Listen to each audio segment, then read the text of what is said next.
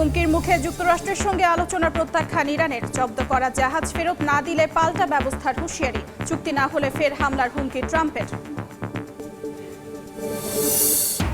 JD ভ্যান্সের Pakistan সফর নিয়ে ট্রাম্পের কূটকৌশল। ওয়াশিংটনে থাকলেও ইসলামাবাদে যাওয়ার তথ্য প্রচার। যুদ্ধের বিরুদ্ধে সাবেক মার্কিন সেনাদের বিক্ষোভে ধরপাকড়। যুদ্ধবিরতি কার্যকরের পরও লেবাননে ইসরায়েলের বিমান হামলা। ধ্বংস বহু ঘরবাড়ি। দখলদার বাহিনীর গুলিতে 2 কর্মী নিহতের জেরে গাজায় কার্যক্রম স্থগিত ইউনিসেফের। রাশিয়ার তুয়াবসে বন্দরে ইউক্রেনের ড্রোন হামলায় নিহত বেশ কয়েকজন। তেল শোধনাগারেও আক্রমণের দাবি। কিয়েভ সহ একাধিক অঞ্চলে রুশ ক্ষেপণাস্ত্রের পাল্টা আঘাত।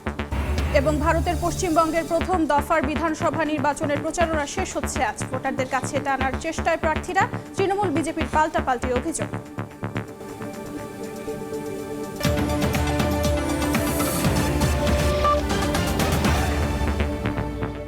আন্তর্জাতিক সময়ের সঙ্গে আছি আমি অর্জিতা শেহসিন। ইরান ইস্যুতে শান্তি আলোচনায় অংশ নিতে স্থানীয় সময় মঙ্গলবার পাকিস্তানে যাবেন মার্কিন ভাইস প্রেসিডেন্ট জেডি ভ্যান্সের নেতৃত্বাধীন প্রতিনিধি দল। একাধিক সূত্রের বরাতে এমনটাই জানিয়েছে কয়েকটি মার্কিন গণমাধ্যম। তবে হুমকির মুখে আলোচনায় যেতে রাজি নয় ইরান। এদিকে চুক্তি না হলে যুদ্ধ পুনরায় শুরু হতে পারে বলে আবারও ইঙ্গিত দিয়েছেন ডোনাল্ড ট্রাম্প। এমন পরিস্থিতিতে ট্রাম্পের জনসম্মুখে সংযত ভাষা ব্যবহারের আহ্বান জানিয়েছে পাকিস্তান।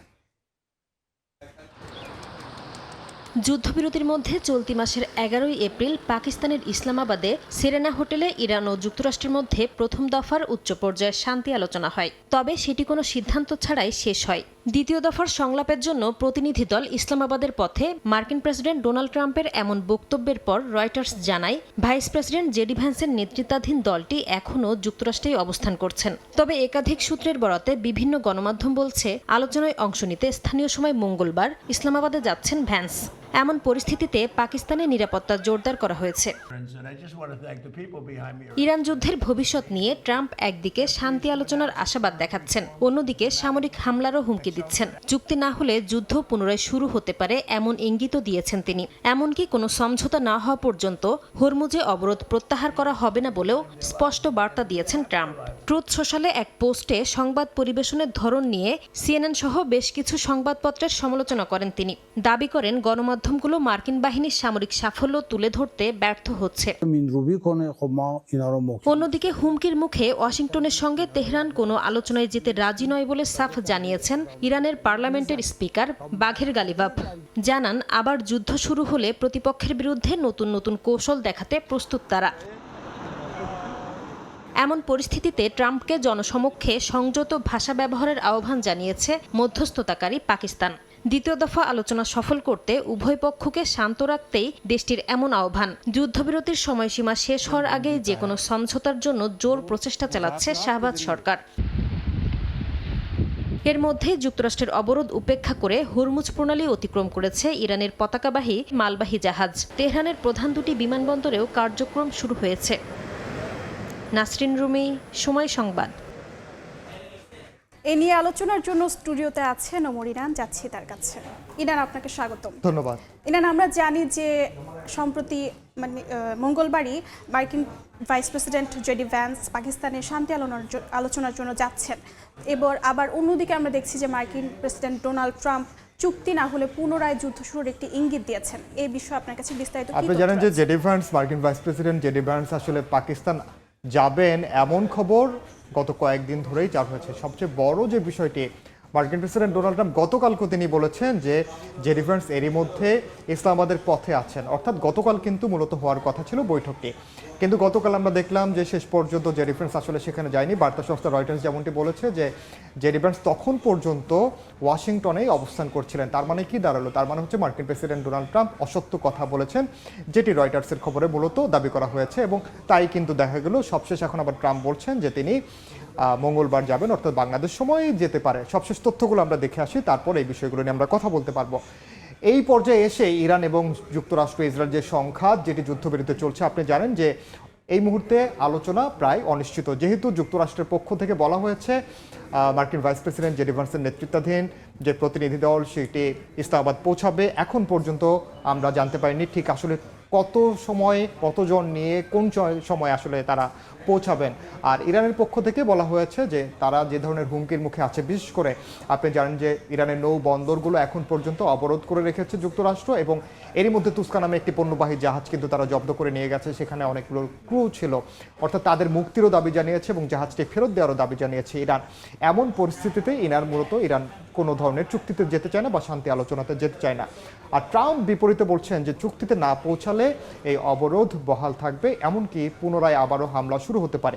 এবং শেষ পর্যায়ে যুদ্ধবিরতির মেয়াদ আপনি জানেন যে আগামীকালেই মূলত একই সঙ্গে 2 সপ্তাহের যে যুদ্ধবিরতি শুরু হয়েছে যুক্তরাষ্ট্র এবং ইসরায়েলের মধ্যে, সেটির মেয়াদও শেষ হয়ে যাবে।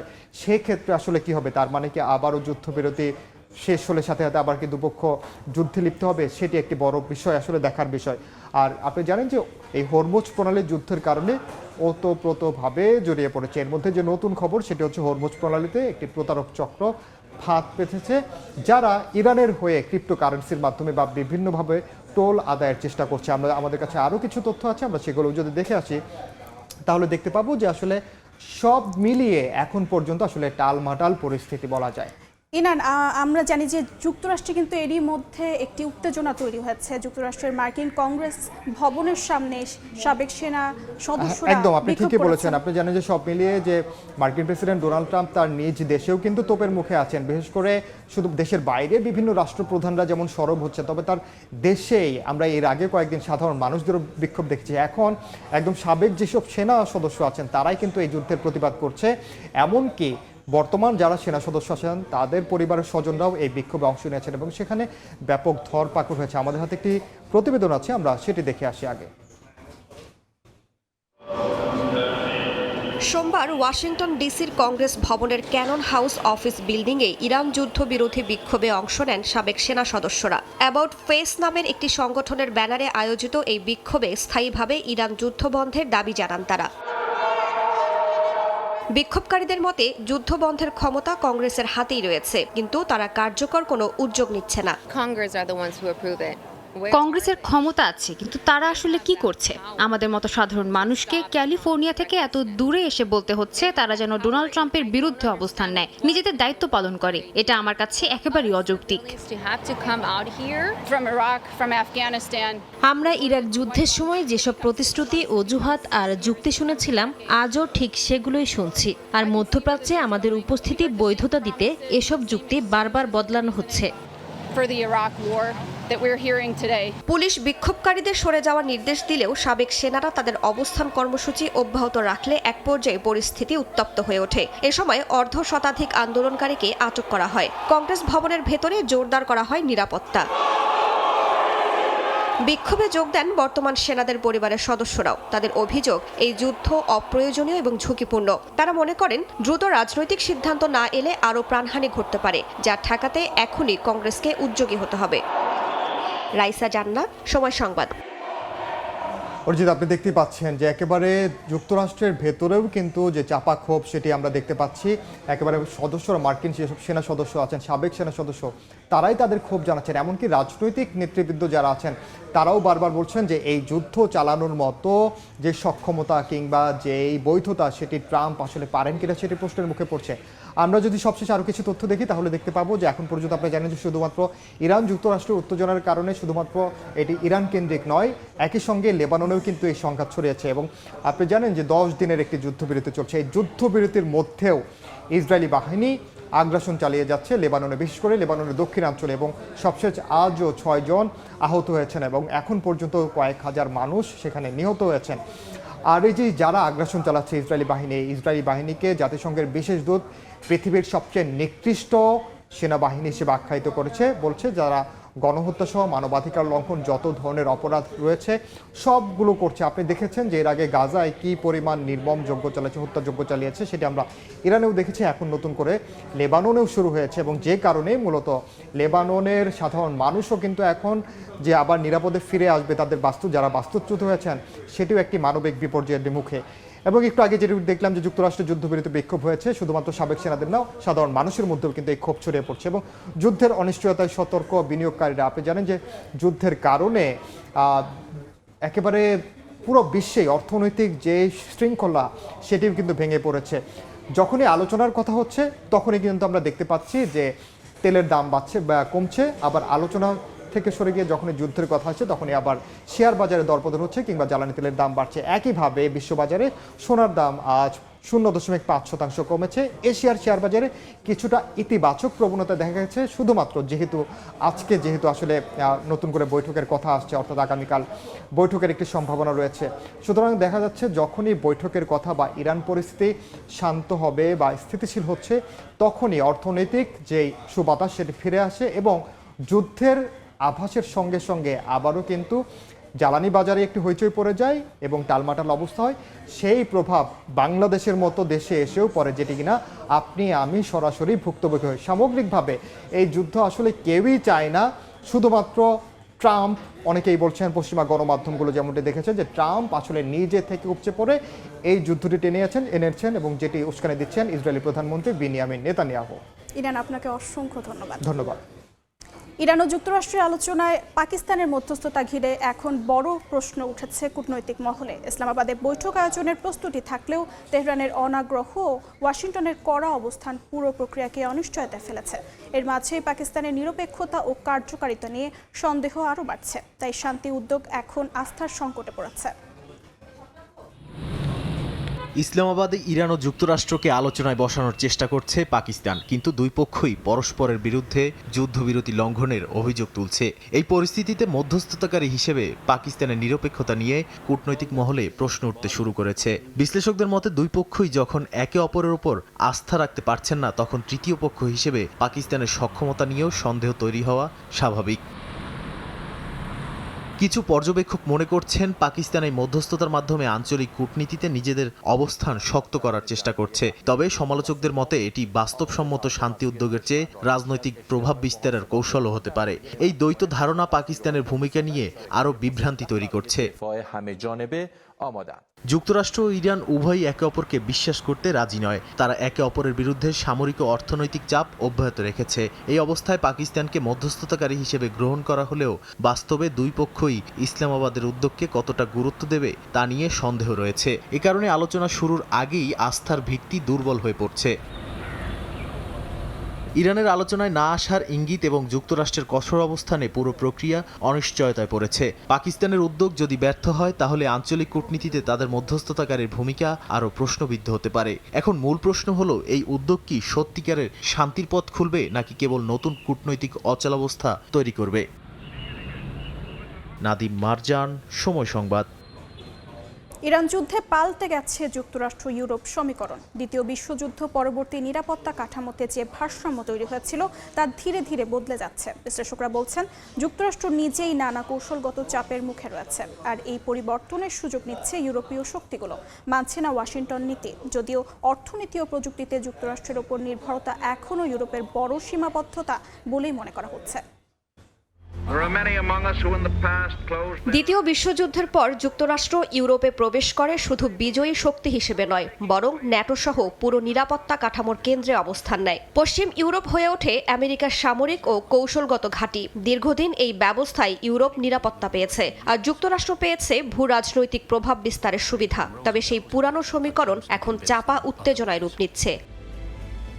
রুশ সংবাদ মাধ্যম আরটির বিশ্লেষণ বলছে, সাম্প্রতিক সময়ে পশ্চিম ইউরোপ আর আগের মতো ওয়াশিংটনের নীতি অনুসরণ করছে না। ব্রিটেনের নৌ অবরোধে না যাওয়ার সিদ্ধান্তকে এই পরিবর্তনের বড় উদাহরণ হিসেবে দেখা হচ্ছে। বিশেষ করে ইরান ও হরমুজ প্রণালীর মতো স্পর্শকাতর ইস্যুতে ইউরোপ এখন বেশি সতর্ক অবস্থান নিচ্ছে, যা ট্রান্স আটলান্টিক ঐক্য নিয়ে নতুন প্রশ্ন তুলছে। বিশ্লেষকরা বলছেন ইউরোপের এই আচরণ কোনো আকস্মিক সিদ্ধান্ত নয়, বরং দীর্ঘমেয়াদী বাস্তবতার ফল। যুক্তরাষ্ট্রের নিরাপত্তা নিশ্চয়তার উপর ইউরোপের নির্ভরতা থাকলেও ইতিহাস বলছে সবসময় পূর্ণ নিশ্চয়তা পাওয়া যায় না। তাই ফ্রান্স সহ কিছু দেশ আগে থেকেই স্বতন্ত্র প্রতিরক্ষা নীতি গড়ে তুলেছে, যা এখন আরও সক্রিয় হয়ে উঠছে। এদিকে একই সময়ে যুক্তরাষ্ট্র নিজেই বহু কৌশলগত চাপের মুখে রয়েছে। রাশিয়া, চীন এবং মধ্যপ্রাচ্যকে একসঙ্গে সামলাতে গিয়ে ওয়াশিংটনের নীতি আরও জটিল হচ্ছে। এই অনিশ্চয়তার সুযোগ নিচ্ছে ইউরোপীয় দেশগুলো। যদিও অর্থনীতি ও প্রযুক্তিতে যুক্তরাষ্ট্রের ওপর নির্ভরতা এখনও ইউরোপের বড় সীমাবদ্ধতা বলেই মনে করা হচ্ছে। বিশেষজ্ঞদের মতে যুক্তরাষ্ট্র ইউরোপ সম্পর্ক এখন নতুন এক পর্যায়ে প্রবেশ করছে। আগামীতে সম্পর্ক থাকলেও তা হবে অনেক বেশি কৌশলগত, লেনদেন ভিত্তিক। রাইসা জান্নাত, সময় সংবাদ। আন্তর্জাতিক সময়ে আরও থাকছে। আবার উত্তপ্ত ভারতের মণিপুর, বিস্ফোরণে 2 শিশুর মৃত্যুর প্রতিবাদে রাজপথে হাজারো মানুষ, জড়িতদের শাস্তির দাবি।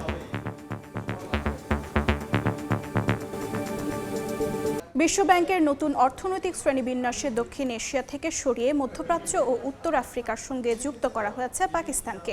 দেশটির পশ্চিমমুখী অর্থনৈতিক সম্পর্কের বিষয় বিবেচনা করে এমন সিদ্ধান্ত নিয়েছে বিশ্বব্যাংক। এতে মেনাপভুক্ত দেশগুলোর যাবতীয় সুবিধা ভোগ করতে পারবে ইসলামাবাদ।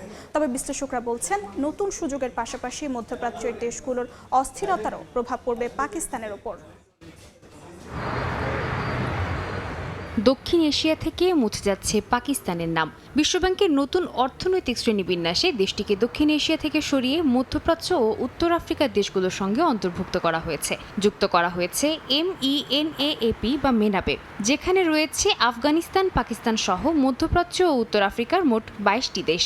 জুলাই 2025 থেকে কার্যকর এই সিদ্ধান্তটি মূলত ভৌগোলিক নয়, বরং অর্থনৈতিক বাস্তবতার ভিত্তিতে নেওয়া হয়েছে। বিশ্বব্যাংকের মতে, পাকিস্তানের অর্থনৈতিক সম্পর্ক এখন ক্রমেই পশ্চিমমুখী। বিশেষ করে উপসাগরীয় দেশগুলোর সঙ্গে পাকিস্তানের আর্থিক ও শ্রমবাজার নির্ভরতা এই পরিবর্তনের বড় কারণ। সৌদি আরব ও সংযুক্ত আরব আমিরাত থেকে পাওয়া রেমিটেন্স দেশটির বৈদেশিক মুদ্রার অন্যতম প্রধান উৎস। সাম্প্রতিক বিনিয়োগ ও আর্থিক সহায়তা এই সম্পর্ককে আরও শক্ত করেছে। ফলে পাকিস্তানের অর্থনৈতিক কেন্দ্র ধীরে ধীরে পশ্চিমে সরে গেছে। এই নতুন কাঠামোয় পাকিস্তান এখন মিশর ও ইরান সহ মোট 22টি দেশের সঙ্গে একই গ্রুপে রয়েছে। বিশ্বব্যাংকের ধারণা, এই পরিবর্তনের ফলে পাকিস্তানি উপসাগরীয় দেশগুলোর সার্বভৌম তহবিল ও বড় আকারের বিনিয়োগ প্রবেশের সুযোগ বাড়বে। আগামী 2026 থেকে 2035 সালের মধ্যে প্রায় $2000 কোটি সহায়তা প্রবাহিত হতে পারে বলেও ধারণা করা হচ্ছে। তবে এই পরিবর্তন একেবারে ঝুঁকিমুক্ত নয়। মধ্যপ্রাচ্যের ভূরাজনৈতিক অস্থিরতা, তেলের দামের ওঠানামা এবং আঞ্চলিক সংঘাতের প্রভাব এখন পাকিস্তানের অর্থনীতিতেও পড়বে। পাশাপাশি দক্ষিণ এশিয়ার তুলনায় বিশ্বব্যাংকের তহবিল বরাদ্দ কম হওয়ার শঙ্কাও রয়েছে। ফলে সুযোগের পাশাপাশি নতুন আর্থিক চ্যালেঞ্জও সামনে আসছে দেশটির জন্য। সাদিয়া তাসনিম, সময় সংবাদ।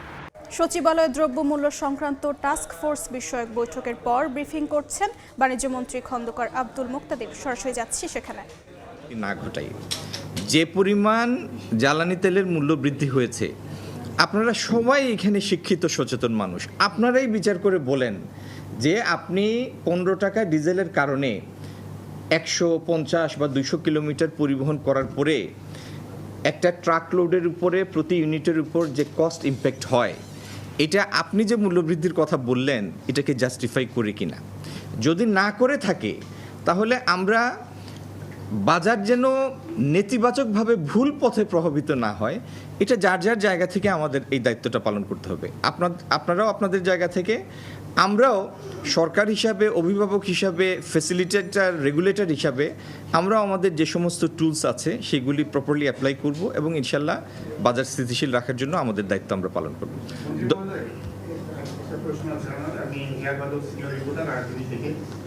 আপনি বললেন যে মনিটরিং করবেন, যে ঠিক আছে, যারা আমরা এরকম ক্রাইসিস মুহূর্তে বা বিভিন্ন সময় থেকে একটা সিমিলার তৈরি হয় তখন বাড়ানো উচিত। যারা এই কার্যক্রমের সাথে জড়িত থাকে তাদের জন্য আপনার বার্তাটা কি? প্রথম কথা হলো প্রশ্নটা খুবই গুরুত্বপূর্ণ। 18-20 কোটি মানুষের দেশ এটা। হ্যাঁ, কোনো পণ্য তার ভলিউমের কারণে সব ব্যবসায়ীর পক্ষে সেই ব্যবসায় সম্পৃক্ত হওয়া সম্ভব না, কারণ একটা আমদানির পিছনে প্রচুর টাকা লাগে। সেই টাকার জন্য যে ইকুইটির জন্য একটা বড় স্কেলের ব্যবসায়ী হতে হয়। আমরা আমদানিকারক যে বা যারা আছেন নিত্য প্রয়োজনীয় দ্রব্যের, তাদের সবার সাথে সার্বক্ষণিক যোগাযোগ রাখছি। আমি আপনাদেরকে এই নিশ্চয়তা দিতে পারি, এই সরকার মানুষের মনোনীত নির্বাচিত সরকার। এই সরকার কোনো ব্যক্তি বা কোনো গুটি কয়েক ব্যক্তির হাতে 18 কোটি মানুষকে জিম্মি হতে দিবে না, সেটা যে নিরিখেই হোক না কেন। এটি নিশ্চয়তা আমি আপনাকে দিতে পারি।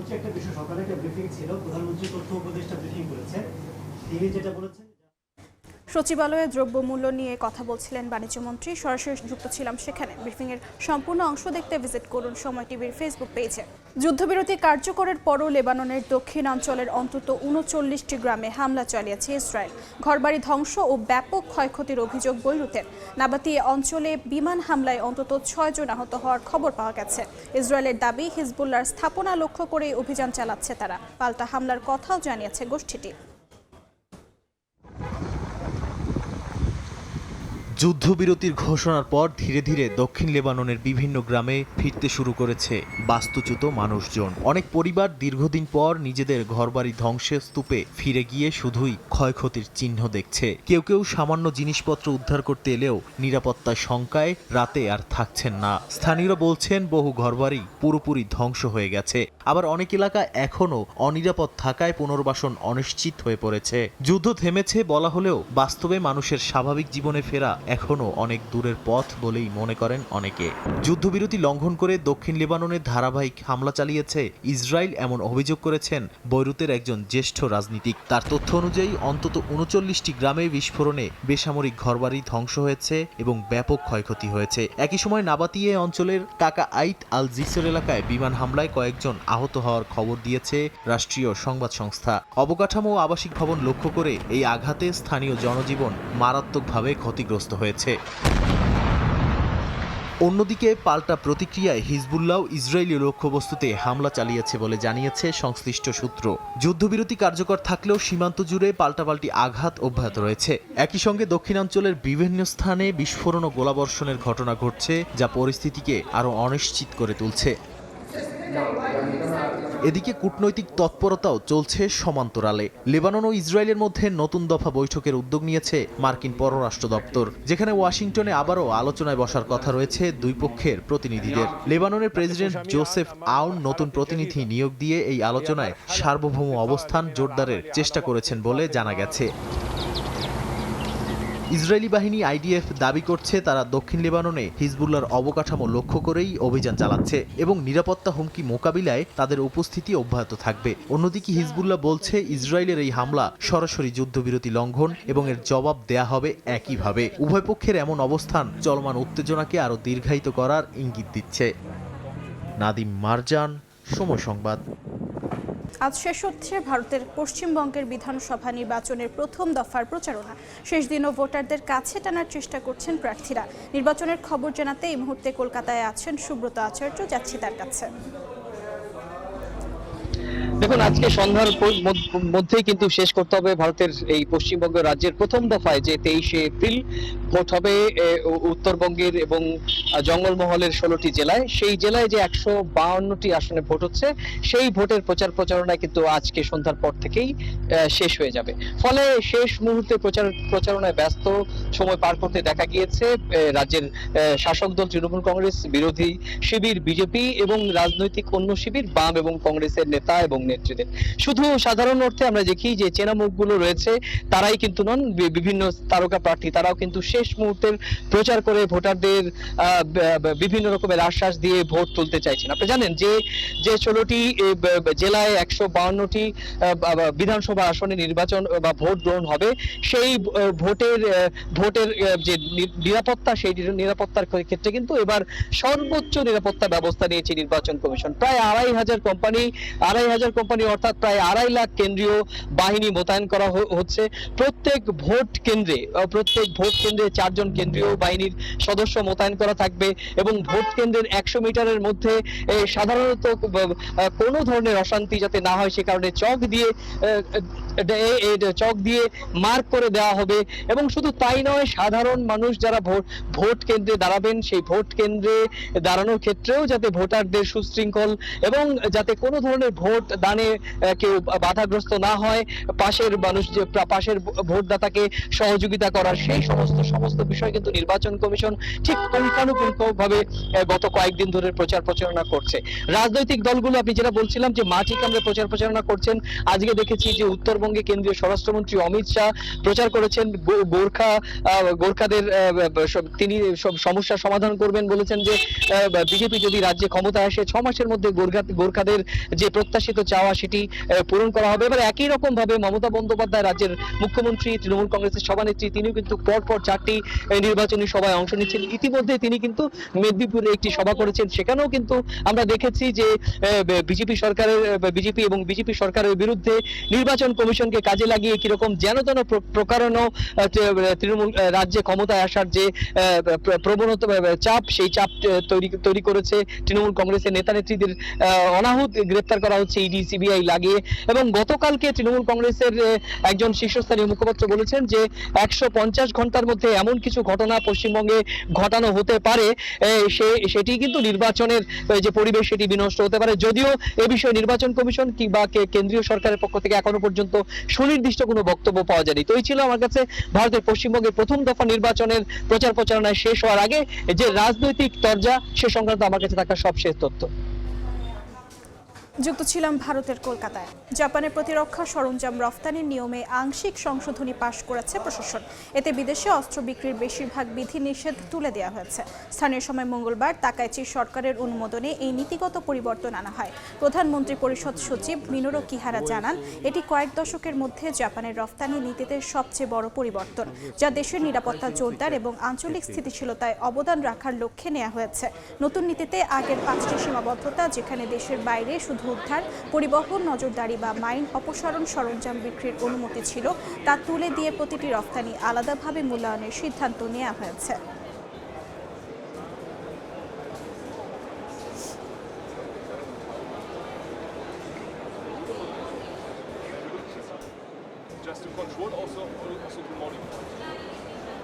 আন্তর্জাতিক সময়ের শীর্ষ সংবাদগুলো জানিয়ে দিচ্ছি আরেকবার। হুমকির মুখে যুক্তরাষ্ট্রের সঙ্গে আলোচনা প্রত্যাখ্যান ইরানের। জব্দ করা জাহাজ ফেরত না দিলে পাল্টা ব্যবস্থার হুঁশিয়ারি। চুক্তি না হলে ফের হামলার হুমকি ট্রাম্পের। জেডি ভ্যান্সের পাকিস্তান সফর নিয়ে ট্রাম্পের কূটকৌশল। ওয়াশিংটনে থাকলেও ইসলামাবাদে যাওয়ার তথ্য প্রচার। যুদ্ধের বিরুদ্ধে সাবেক মার্কিন সেনাদের বিক্ষোভে ধরপাকড়। এবং যুদ্ধবিরতি কার্যকরের পরও লেবাননে ইসরায়েলের বিমান হামলা, ধ্বংস বহু ঘরবাড়ি। দখলদার বাহিনীর গুলিতে 2 কর্মী নিহতের জেরে গাজায় কার্যক্রম স্থগিত ইউনিসেফের।